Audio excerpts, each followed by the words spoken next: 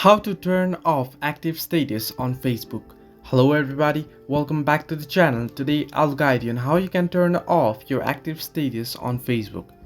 Now to do so is quite simple and quite easy, so let me guide you through it.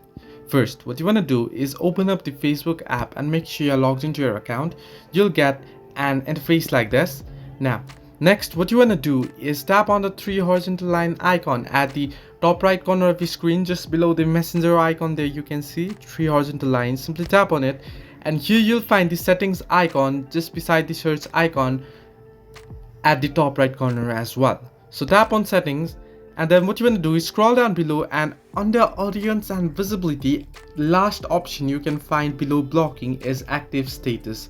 Simply tap on it and you can see show when you're active option right there. Simply toggle the switch off that says show when you're active, toggle it off.